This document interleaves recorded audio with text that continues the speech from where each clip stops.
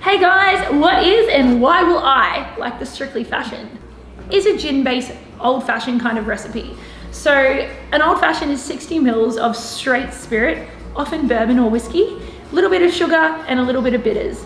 And this one's mixed, served on ice, and you can sip that bad boy. So our Strictly Fashion is pretty much a gin version of an old-fashioned. So we use gin, we use elderflower, and we use grapefruit bitters. So why wouldn't you like it? If you love gin, this cocktail's for you. It's an easy one. So love, love, love gin. 60 mils of straight gin with a little bit of elderflower. It's gonna take a cake. If you understand classic cocktails, you'll get that this is an old-fashioned with a spin. So you'll already appreciate it and you wanna give it a go. If you have a sweet tooth, the elderflower that comes through in this one appreciates the gin, but you still get that elderflower sip through. It's just a really nice complementary drink.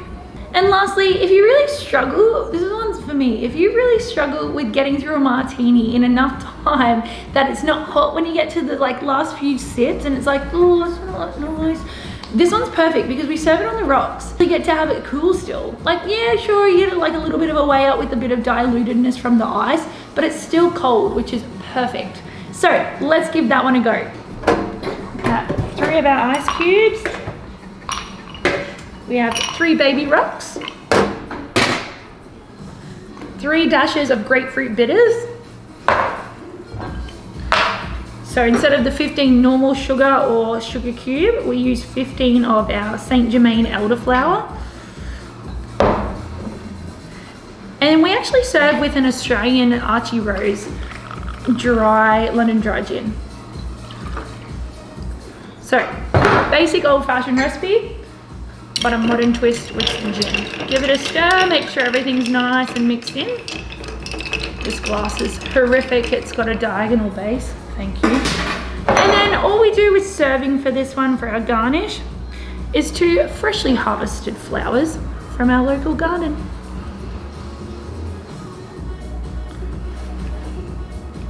Cheers.